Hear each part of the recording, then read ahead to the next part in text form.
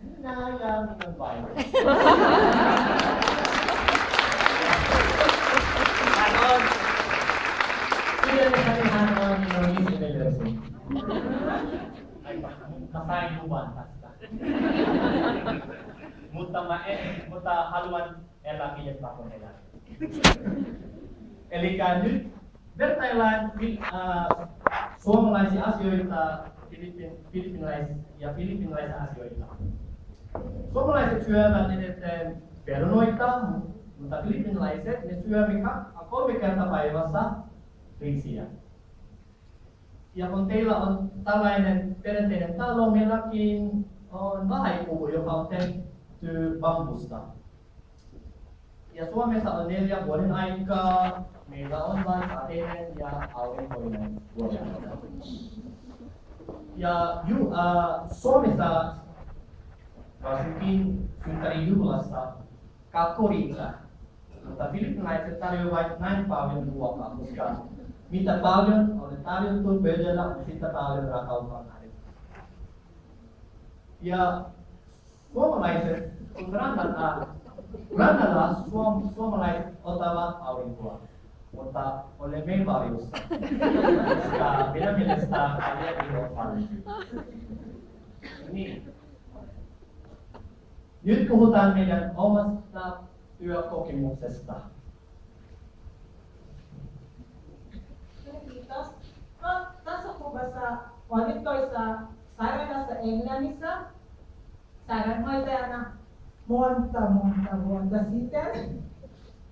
Eli jos puhutaan hoitotuon periaatteesta, ihan sama kuin täällä Suomessa, mutta systeemit olivat erilaisia. Esimerkiksi potilastiedot kirjoitettiin käsin. Tuossa kuvassa kulmassa, eli me pukeudumme, mikä se on, englanniksi tai lumi-englanniksi tai lumineidoksi. Se oli joulupäivänä, koska halusimme osastolle oli joulutunnelma. Ja potilaat pitävät siitä paljon. Jopa lääkärille oli myös puvun.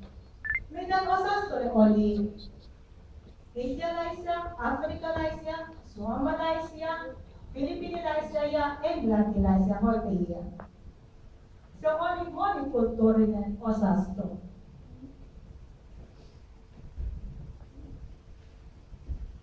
Olen työskennellyt kunnallisessa äitien ja lastensairaalassa.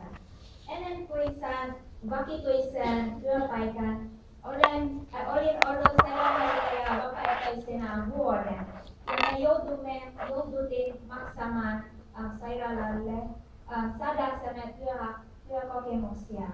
Ja nykyään tämä systeemi on lopetettu, koska pyydetään, että annetaan paljon töitä valmistuneille sairaanhoitajille.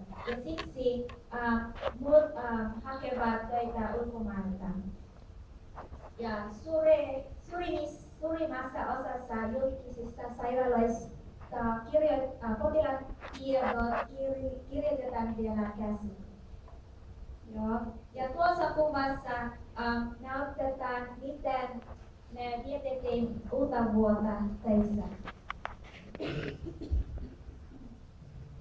Ja sitten olen 2 vuotta dialyysihoitajana. Meidän osastolla on 30 konetta. Se on julkinen sairaala. Ja tuolla jos huomaatte, ne joilla on punaiset vaatteet, on vakituinen työntekijä. Ja ne joilla on väljempi, he ovat harjoittelija. Olin myös 6-7 kuukautta harjoittelijana sitten, ja se onkin maksullinen silloin. Ja sen jälkeen, kun siellä tuli hyvä onni, sain työtä samalta osastolta. Ja tuo kuvassa on minun entinen potilaan ottama kuva. Hän on laittanut sen minulle, mutta valitettavasti en saanut itse asiassa luvan laittaa sen, koska hän on jo lähtenyt taivaaseen. Mutta haluaisin sanoa myös, että kuten mitä Grace on sanonut, että kaikki potilastietoa on kirjoitettu käteen, siis käsillä. Ja seuranta joka puoli tunti on tehty manuaalisesti. Eli mitamme verenpaine manuaalisesti, kirjoitamme sen ylös ja kuvitellaan, jos 30 potilasta hoidossa.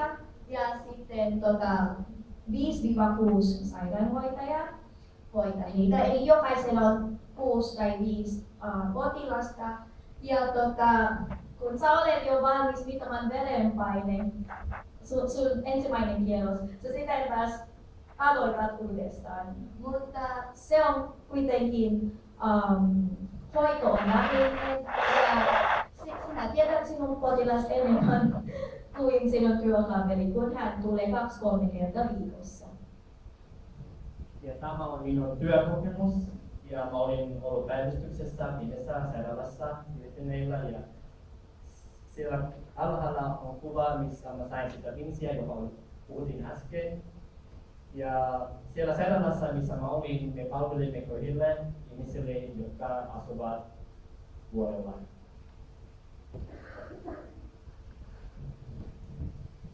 Kun mä olin Filippiineillä, harjoittelin ortopedian sairaalassa. Se on valtion sairaala ja osastolla useimmat potilaat olivat loukkaantuneet liikenneonnettomuudesta. Ja kyllä yksi sairaanhoitaja saa hoitaa vähintään 30 potilaita. Niin, nyt meillä on 4 erilaisia filippiläisiä tanssia. Me näytämme teille.